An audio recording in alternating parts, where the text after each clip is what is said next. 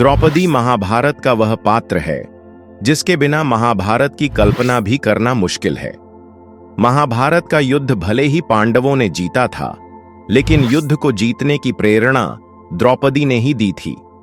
द्रौपदी वह ज्वाला थी जिसने अपनी मर्यादा और सम्मान की प्राप्ति के लिए कौरवों के खून से कुरुक्षेत्र के मैदान की प्यास बुझाई थी। द्रौपदी महाभारत युद्ध के बाद भारतवर्ष की महारानी बनी, लेकिन इनका जीवन और अंत ऐसे रास्तों से गुजरता है जिन्हें जानकर हर कोई हैरान रह जाता है। अधिकांश हिंदू ग्रंथों में कहा गया है कि द्रौपदी का जन्म किसी महिला से नहीं हुआ था और इसलिए उन्हें अक्सर आयोजन यानी वह बच्ची जो किसी महिला के गर्भ से पैदा न हुई हो के रूप में वर्णित किया जाता है। द्रौपदी जो अन्य स्त्रियों से बहुत अलग थी, अपने पिता का तिरस्कार सहना, 5 पतियों से विवाह करना, ऐसे न जाने कितने कार्य थे जो सिर्फ द्रौपदी के अलावा किसी और ने नहीं किए थे। जितना हम सब लोग द्रौपदी के बारे में जानते हैं, क्या सच में द्रौपदी वैसी ही थी या उससे अलग थी? आइए आज की वीडियो में हम आपको बताते हैं। द्रौपदी का जन्म यज्ञ की अग्नि से हुआ था, इसलिए उसे यज्ञसेनी भी कहा जाता है। पर असल में भगवान श्री कृष्ण जानते थे कि द्रौपदी का जन्म कैसे और किस उद्देश्य से हुआ है, इसलिए उन्होंने द्रौपदी का प्रयोग महाभारत के युद्ध को उसके अंतिम प्रारब्ध तक पहुंचाने के लिए किया। इस युद्ध में कौरव पक्ष के वे सभी लोग मारे गए जो पिछले जन्म में राक्षस कुल के थे। इन सभी राक्षसों का पुनर्जन्म द्वापर युग की समाप्ति की ओर जा रहे समय में हुआ था। इन्होंने समाज में अत्याचार फैलाना शुरू कर दिया। इस धर्म को नष्ट करने के लिए ही भगवान श्री कृष्ण ने द्वापर युग में अवतार लिया और द्रौपदी की सहायता से सारे अधर्मियों का नाश किया और धर्म की स्थापना की। लेकिन यह सवाल तो मन में उठता है कि द्रौपदी कौन थी? इस सवाल का जवाब हमें मिलेगा भगवान श्री कृष्ण के पिछले जन्म यानी भगवान श्री राम के युग यानी त्रेता युग से।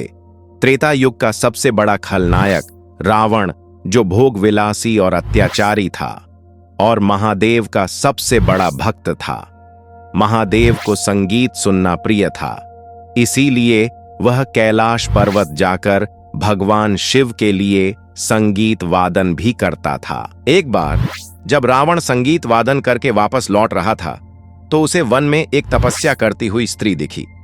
रावण उस स्त्री को देखकर उस पर मोहित हो गया और पास जाकर उसे साथ चलने के लिए आग्रह करने लगा, लेकिन उस स्त्री ने उसके आग्रह को ठुकरा दिया और रावण से कहा वो उसकी तपस्या में बाधा ना डाले। रावण को स्त्री का यह व्यवहार अपना अपमान लगा। उसने क्रोध में आकर उस स्त्री को स्पर्श करने की कोशिश की। तभी उस स्त्री ने अपने नेत्र खोलकर रावण से कहा, मूर्ख, तूने मेरी तपस्या में बाधा डाली है। जा, मैं तुझे श्राप देती हूं, तेरी मृत्यु का कारण मैं बनूंगी। यह कहकर वह स्त्री गायब हो गई। फिर कुछ वर्षों बाद जब राम जी अपना वनवास काट रहे थे, तब रावण की बहन शूर्पणखा ने राम जी के सामने विवाह का प्रस्ताव रखा। राम जी ने उस प्रस्ताव को ठुकरा दिया तो शूर्पणखा ने लक्ष्मण जी के सामने अपना विवाह प्रस्ताव रखा। लेकिन जब लक्ष्मण जी ने भी उसका प्रस्ताव ठुकरा दिया तो क्रोधित होकर शूर्पणखा ने माता सीता को हानि पहुंचाने की कोशिश की, जिसके फलस्वरूप लक्ष्मण जी ने उसकी नाक काट दी। शूर्पणखा ने सारी बात जब रावण को बताई तो रावण ने माता सीता का अपहरण करने की योजना बनाई। रावण साधु के भेष में उनकी कुटिया के निकट पहुंचा। उसने जब माता सीता को आवाज लगाई तो उस समय माता सीता अपनी कुटिया के अंदर बैठी थी।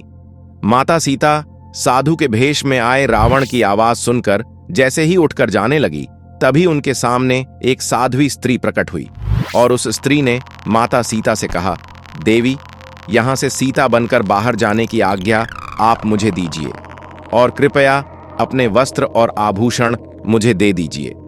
माता सीता ने उनकी बात मान ली और अंतर्ध्यान हो गई। इसके बाद वह साध्वी स्त्री सीता जी का रूप धर के बाहर आई और रावण उसे ही उठाकर ले गया।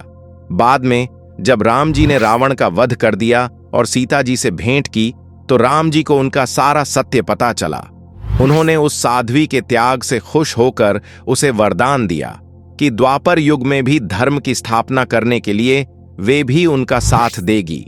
इसी तरह इस साध्वी स्त्री ने द्रौपदी का रूप लेकर द्वापर युग में जन्म लिया। तो इस तरह हमें पता चलता है कि द्रौपदी कौन थी और किस तरह उन्होंने धर्म की स्थापना करने के लिए भगवान राम और कृष्ण की सहायता की थी। तो दोस्तों, यह थी आज की वीडियो। आपको आज की वीडियो कैसी लगी, आप हमें कमेंट के माध्यम से भी बता सकते हैं। वीडियो पसंद आई हो तो लाइक करें और वीडियो को अपने परिवारों और रिश्तेदारों में शेयर करें।